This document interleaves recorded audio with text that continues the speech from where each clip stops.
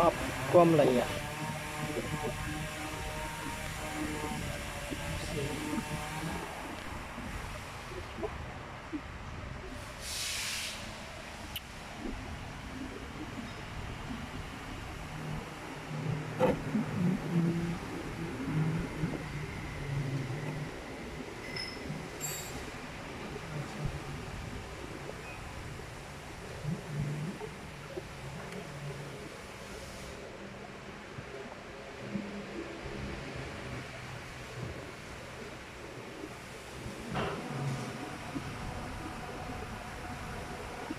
ตัวนี้ลงมาอยู่ลม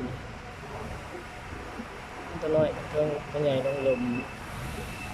ตัวนี้ปะไว้เก่าแค่นั้นเอง